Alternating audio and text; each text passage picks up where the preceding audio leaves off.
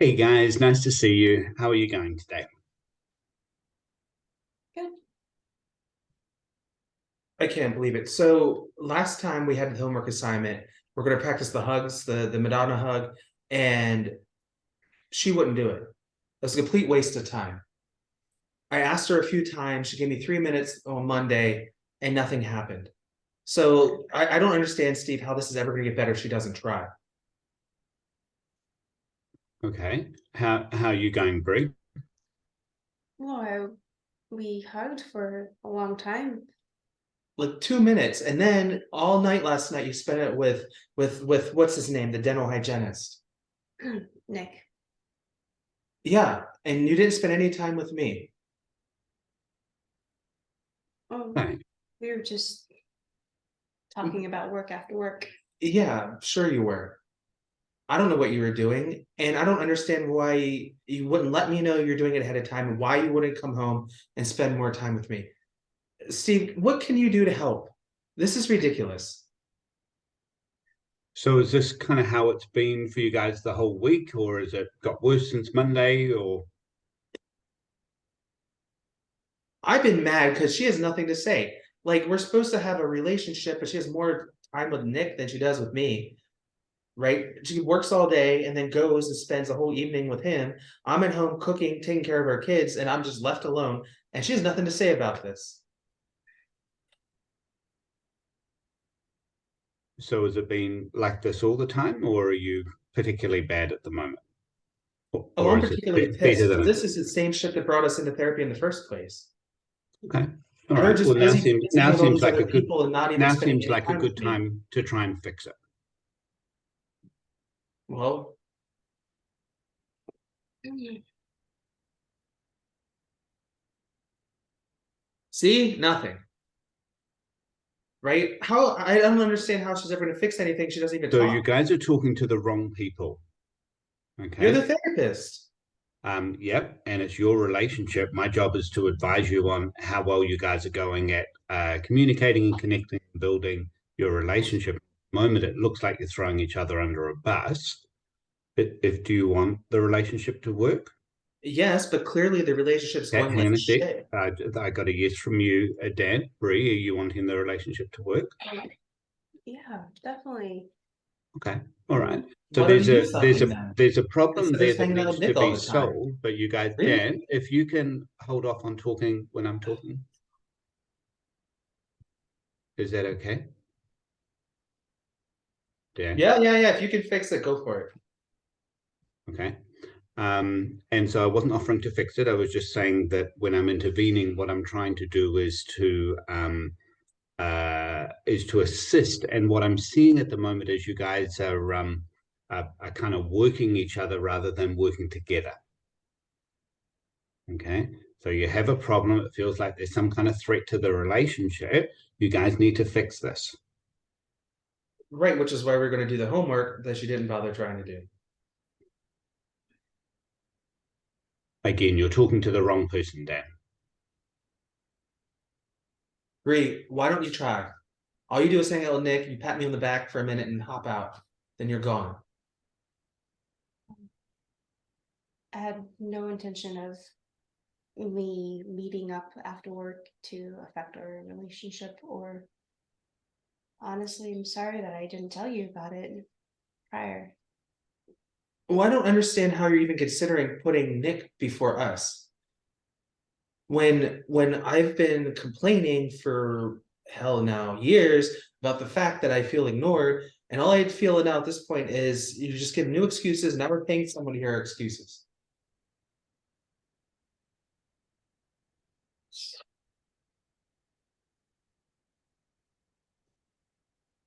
It's hard to talk sometimes, but sometimes it's easy. It was easy for you to talk when we first got together. It's easy to talk to Nick. Seems like it's really hard for you guys to kind of let an apology in, or sort of like to kind of land each other. It's Brie, I'm seeing you making some attempts to repair, and it sort of looks like it doesn't land very well. And Dan, I'm seeing you make, you know, some kind of bids, like you're trying to get Bree to engage, but the minute she does, it's like you slap her down or you throw another thing on the list. But you're also talking about that you used to be able to do this better. So I'd like to see that if we could. Well, go ahead.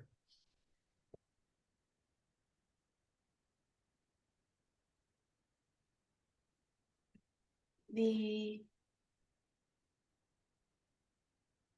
whatever you're feeling, I don't understand it entirely, but I hope we can move past this and feel better together. Well, if you hope that, then why do you keep spending all of your time with Nick? And why don't you put any effort I'm into not our spending homework? all of my time with them. Just You work with him chatting 8 with hours them. a day, and then you go hang out with him for another 3 hours after work, or chatting. I mean, I don't know what you're doing with him.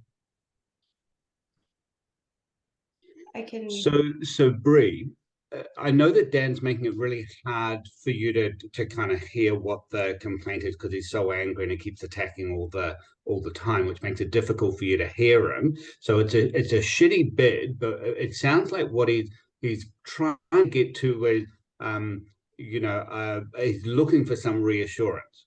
Okay, so it's a lousy bid. The only problem is that I mean, it's a really good bid to look for reassurance. The way he's sending it is pretty lousy. But what we want to do is to when you're sending back, you keep sending when he has his wall up. Okay. And so when it hits the wall that it doesn't work, and I imagine you probably try a couple of times and then give up and think, fuck this, I'm going to go back to work. I imagine that might be the pattern you run at home. Is that sort of how it works? Kinda, yeah. Okay, so one of the things that you want to do is to, if you want to engage with Dan, is say, Dan, are you open to hearing what I'm saying? Because at the moment he's kind of reacting from his emotional brain, it's the younger brain, and so there's a one of the needs of that brain sometimes is to vent it and to complain. And so when we're doing that, we're not actually ready for a fix. Okay, so if you can just check between the two of them so that you're not trying to fix when he's really trying to vent, that's probably going to feel a bit more successful. And also he's not actually looking at you right now, so you lose most of the effect of your interventions if he's not looking at you shoulder to shoulder, face to face. So see if you can do that as a prerequisite to talking. Okay. Dan, mind if we talk for a moment? That's why we're here.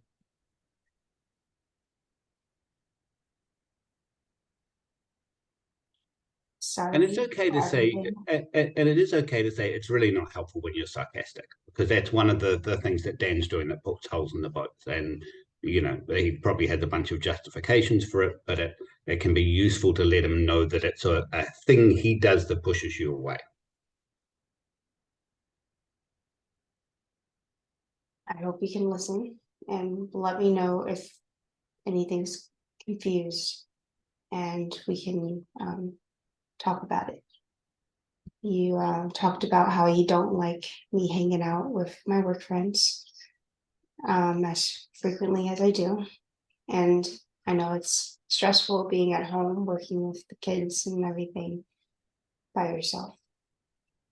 I want to have our old relationship back where we spent time together and we made dinner together and we took walks together. And now I feel like we can't even do therapy right. And you're still just hanging out with Nick. And I get nothing.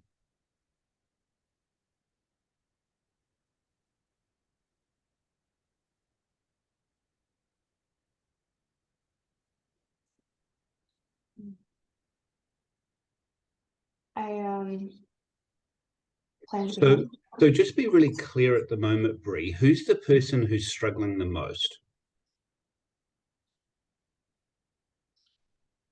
pretty sure I'm struggling right now, but I'm sure he is too. Okay, yeah. So this is an awkward and uncomfortable, but structurally Dan's the one that has the problem. Okay, so one of the things that you can do that will work pretty most of the time is just ask, so what do you need right now?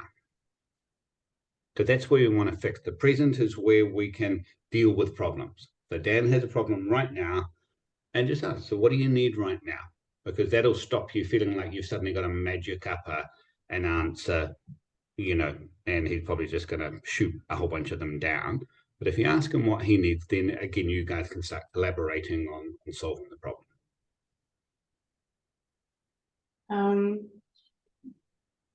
I like to hold your hand if that's okay.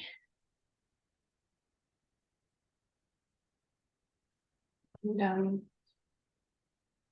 just let you know that I'm here for you. You tell me that, but then you're continuously away.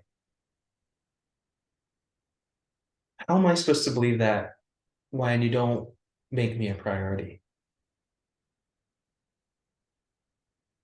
For all I know is you'll tell me everything will be fine now, and then you'll leave again. And I won't get to spend any quality time with you again until the next time we talk to Steve. So Dan, what are you noticing about Bree at the moment? So just stay in each other's eyes.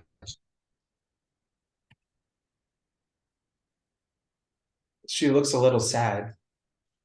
Yeah, a little sad. It looks really sad to me. So do you notice that there's that part of you that is really anxious and really concerned that Bree's not going to be there for you? And we know that's an old fear as well. It's something that has been in the relationship for a long time. Yeah. Okay. And so the challenge that you have now is we can't fix the past right now, but the past is intruding into the present. So there's an opportunity here to deal with this in the now. Okay. So at the moment, Bree's trying here, and your challenge here is going to be able to collaborate with her to see if you can work together. Okay. So Bree, I'm just going to get you to ask that question. So Dan, what is it that you need right now?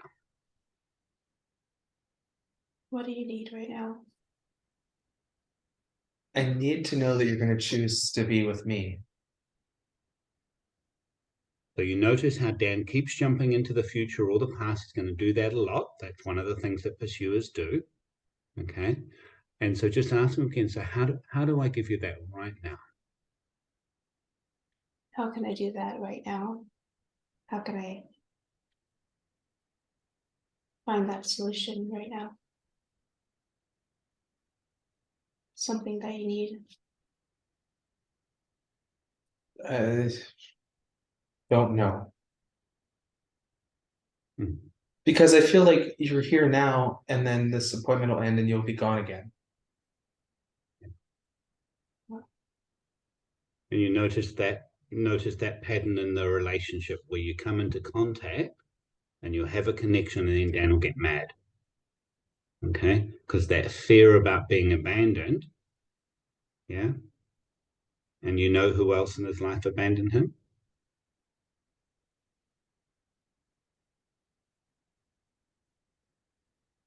Who was that person, Brie?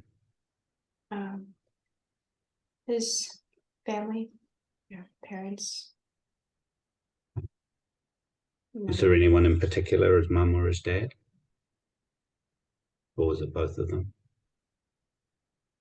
Both of them. Remember those stories a lot. Yeah. I think he explained to you in the last few sessions. Yeah. And just look at him right now. How old is he?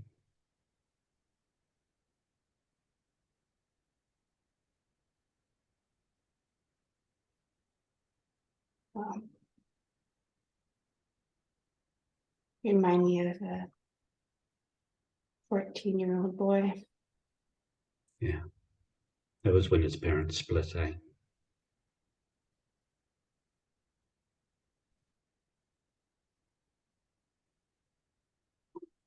And so this is a really good example of where you see the present and the past coming together, because what we have in the room is we have the 14-year-old boy along with adult Dan, and you know, and so there's an opportunity here that if you were going to engage with Dan, what does that 14-year-old boy need? You know, is carrying that fear of, you know, his parents who are supposed to be there forever, who are supposed to be the anchor, and suddenly they've disappeared, not just physically but emotionally. They're just wrapped up in their own stuff. Remember you explaining how you longed for your parents to come to soccer practice and your sports events, but they never did. So I think you just need someone to be there and give you a hug. I need that someone to be you. Yeah. Do that. And remember, you chose Bree for a reason, eh? And part of the reason is you chose her because she has some pretty similar wounds. But you also chose someone who's busy and career focused and tend to be quite distracted and not very present sometimes, and likes playing with their devices. And yeah, so you actually picked unavailability because that was kind of familiar to you. Yeah. So this is the work that the two of you take care of each other, along with the kind of fucked up parts of yourself.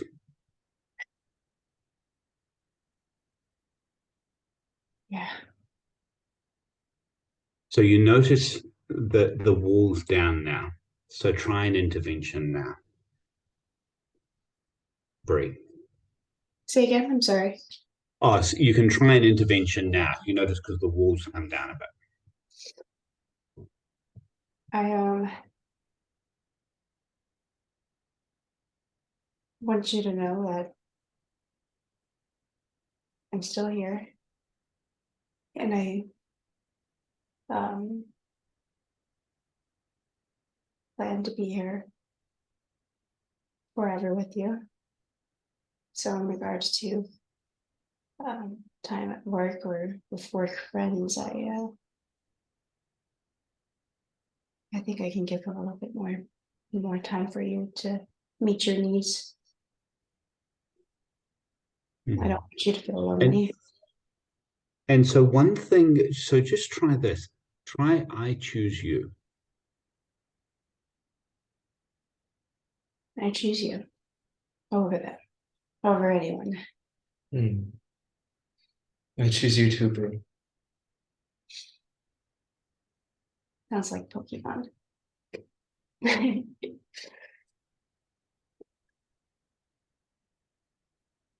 And now might be a time where you could try the Madonna thing.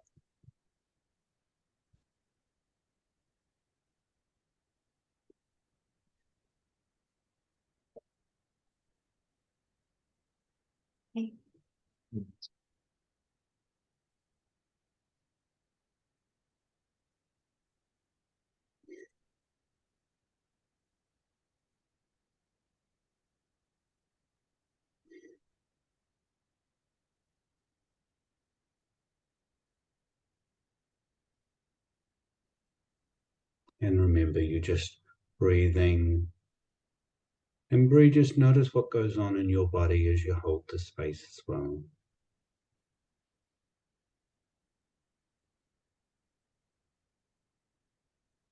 And when you feel Dan release, just come and just check in how that was.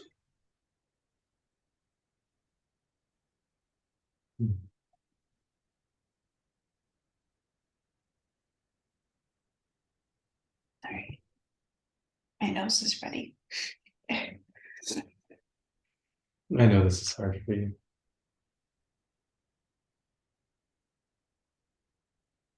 I know it's hard for you too. I appreciate it when you come and you try. And I can feel you try. And I feel you with me.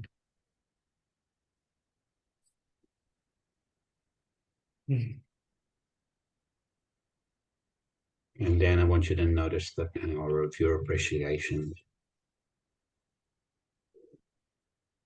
the way it kind of opens the door, but it also touches that sensitive part in Bree. You know, that didn't get praised a lot. I know. I know you can be hard on yourself. I know I can be hard on you. But I know I can be hard on you. And I know I've been very angry lately.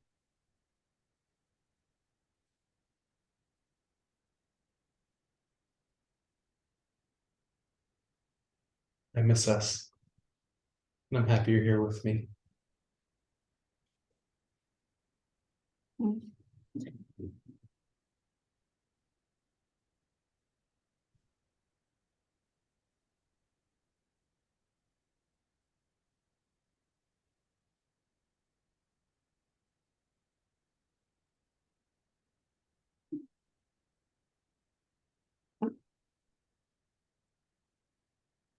Okay. All right. So, guys, we're just going to take a pause here. I just want to thank you for being here. That was great.